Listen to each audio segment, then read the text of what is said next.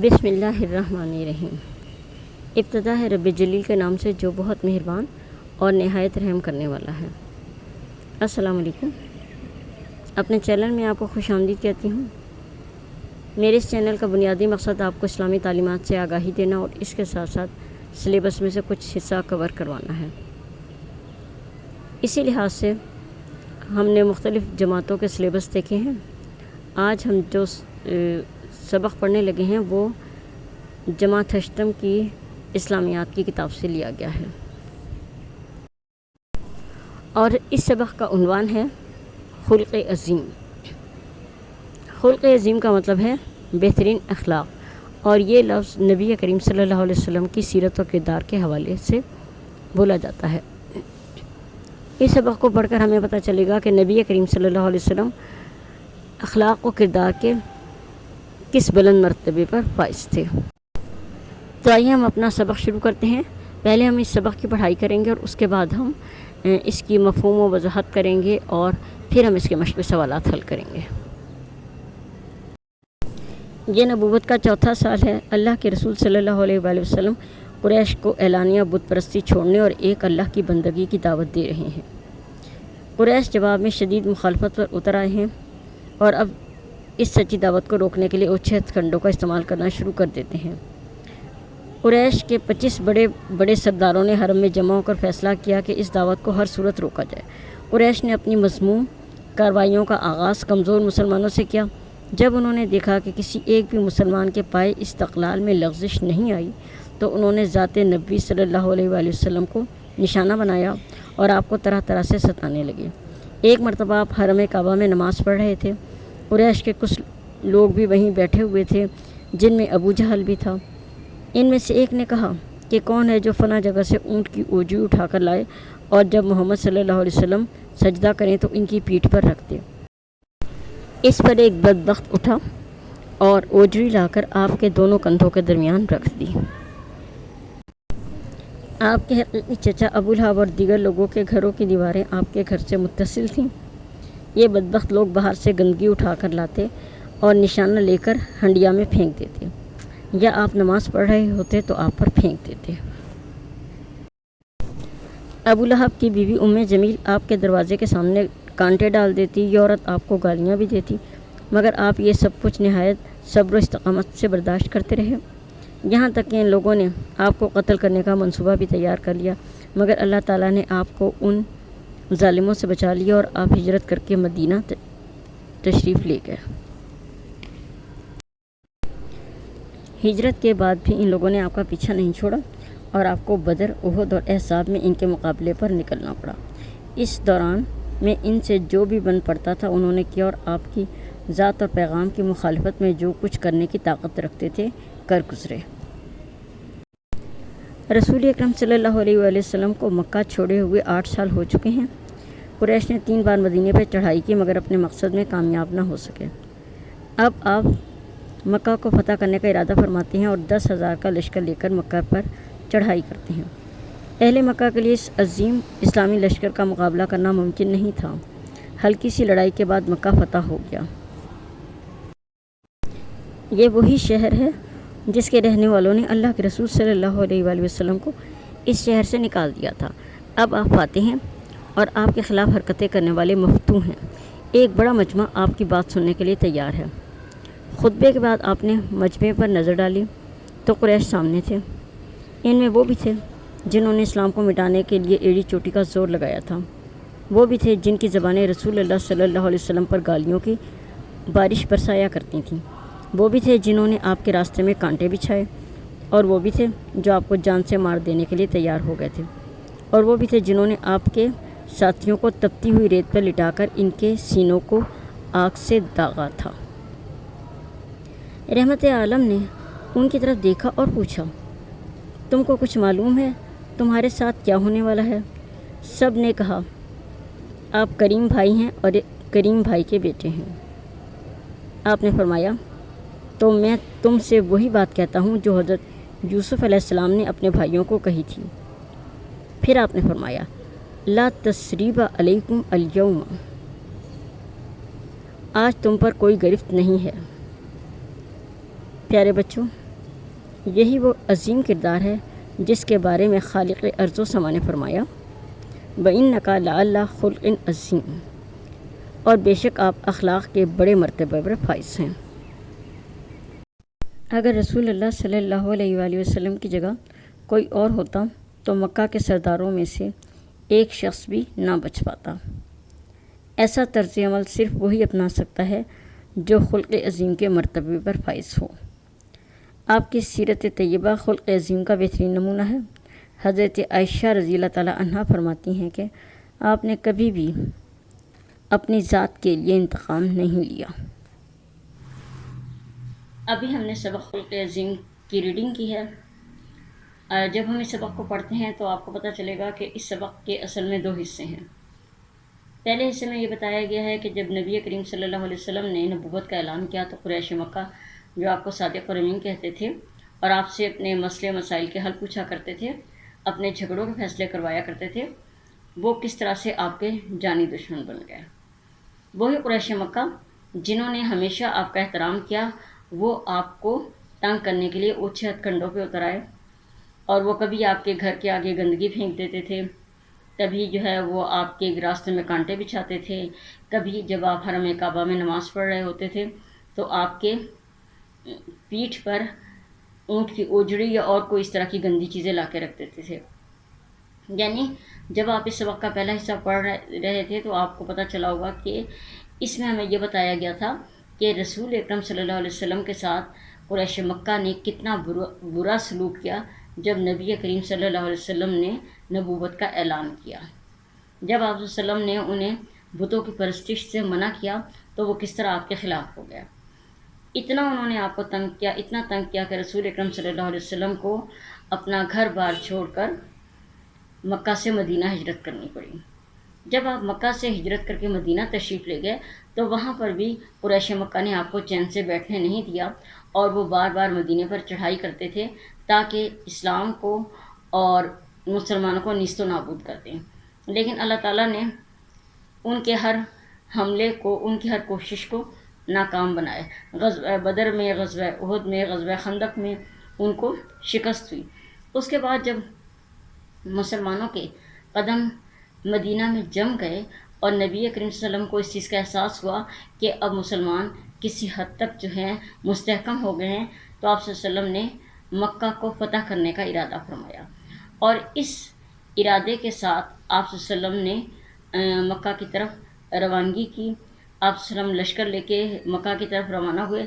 تقریباً 10,000 صحابہ کا لشکر آپ کے ساتھ تھا، اور جب آپ مکہ کے قریب پہنچے تو کفار مکہ کی یہ جرأت نہیں ہوئی کہ وہ آپ سے مقابلہ کرتے، اور اس طرح بہت ہلکے سے مقابلے کے بعد یا ہلکی سی لڑائی کے بعد مکہ جو ہے فتح ہو گیا۔ یہاں تک ہم دیکھتے ہیں کہ اس سبق کا یہ پہلا حصہ ہے کہ اس میں ہمیں بتایا گیا ہے کہ کس طرح سے آپ صلی اللہ علیہ وسلم کو ستایا گیا اور کس طرح سے آپ مکہ سے ہجرت کر کے مدینہ تشریف لے گئے، اور مدینہ میں بھی کفار مکہ نے آپ کو تنگ کیا، لیکن آپ صلی اللہ علیہ وسلم نے مکہ کو فتح کر لیا۔ جب مکہ آپ نے فتح کر لیا تو اب آپ مکہ میں داخل ہو رہے ہیں تو آپ کی حیثیت واضح کی ہے، آپ نے مکہ کو فتح کیا ہے۔ یہ وہ وقت تھا کہ آپ صلی اللہ علیہ وآلہ وسلم اہل مکہ سے ان کی زیادتیوں کا، ان کی برائیوں کا، ان کے ظلم و ستم کا بدلہ لے سکتے تھے۔ لیکن یہاں پر پتہ چلے گا کہ خلق عظیم کیا ہے، آپ صلی اللہ علیہ وسلم کا کردار کیا تھا، آپ کا اسوہ حسنہ کیا تھا۔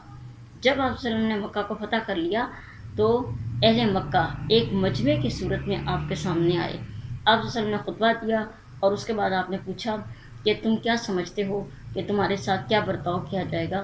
تو انہوں نے کہا کہ آپ ایک کریم بھائی کے کریم بیٹے ہیں، یا ایک مہربان بھائی کے مہربان بیٹے ہیں، جس کا مطلب یہ ہے کہ انہیں آپ سے اچھائی کی توقع تھی۔ تو اس وقت رسول اکرم صلی اللہ علیہ وسلم نے فرمایا کہ میں آج تم سے وہی بات کہوں گا جو یوسف علیہ السلام نے اپنے بھائیوں سے کہی تھی، اور حضرت یوسف علیہ السلام نے اپنے بھائیوں سے فرمایا تھا کہ لا تثریب علیکم الیوم، کہ آج کے دن تم پر گرفت نہیں ہے۔ تو آپ صلی اللہ علیہ وسلم نے فرمایا کہ آج کے دن میں نے تمہیں معاف کر دیا، اور آپ صلی اللہ علیہ وسلم نے عام معافی کا اعلان کیا۔ یہاں آپ صلی اللہ علیہ وسلم نے عام معافی کا اعلان کیا ہے کیونکہ آپ نے کبھی کسی سے بدلہ نہیں لیا۔ آپ صلی اللہ علیہ وسلم کبھی کسی کے ساتھ اناد یا بغض نہیں رکھتے تھے، کسی کے ساتھ برا برتاؤ نہیں کرتے تھے۔ قرآن کریم نے بھی آپ کے اخلاق حسنہ کی گواہی دی ہے، اور اللہ تعالیٰ نے قرآن کریم میں فرمایا وَإِنَّكَ لَعَلَىٰ خُلُقٍ العظیم، کہ آپ اخلاق کے بہت بلند درجے پہ فائز ہیں۔ اسی طرح ایک اور مقام پر بھی اللہ تعالیٰ نے فرمایا لَقَدْ كَانَ لَكُمْ فِي رَسُولِ اللَّهِ أُسْوَةٌ حَسَنَةٌ، کہ بے شک تمہارے لیے رسول کی زندگی میں بہترین نمونہ ہے۔ اور حضرت عائشہ رضی اللہ تعالیٰ عنہ نے بھی فرمایا کہ آپ کا خلق تو خود قرآن ہے۔ یا ایک اور موقع پہ حضرت عائشہ رضی اللہ تعالیٰ نے فرمایا تھا کہ آپ صلی اللہ علیہ وسلم نے کبھی اپنے ذاتی مقصد کے لیے کسی سے کوئی بدلہ نہیں لیا۔ تو اس سبق کو پڑھنے کے بعد آپ کو پتہ چلا ہوگا کہ اس سبق میں ہمیں بتایا گیا ہے کہ اصل میں خلق عظیم کیا ہوتا ہے، بہترین اخلاق کیا ہوتا ہے، اور وہ نبی کریم صلی اللہ علیہ وآلہ وسلم کا اخلاق ہے۔ کیونکہ پہلے ہم نے دیکھا کہ کفار مکہ نے آپ کو کس کس طرح سے تنگ کیا تھا، اور اس کے بعد ہم نے دیکھا کہ آپ نے ان تمام باتوں کو بھلا کر کس طرح بڑی فراخ دلی سے ان کو معاف کر دیا۔ سبق آپ کی سمجھ میں آ گیا ہوگا۔ آپ کے آسانی کے لیے میں اس کے اہم نکات دہرا دوں گی، اور اس کے بعد ہم اس کے مشکل سوالات حل کریں گے۔ اہم نکات یہ ہیں: مشرکین مکہ نے اجتماعی طور پر آپ کی مخالفت کی۔ مشرکین مکہ ہر ممکن طریقے سے آپ کو تنگ کرتے۔ فتح مکہ کے موقع پر آپ نے تمام مکہ والوں کو معاف کر دیا۔ اب ہم اس کے مشقی سوالات حل کریں گے۔ پہلے ہم اس کے مختصر سوال جواب حل کریں گے، اس کے بعد جامع سوالات کے جوابات دیکھیں گے۔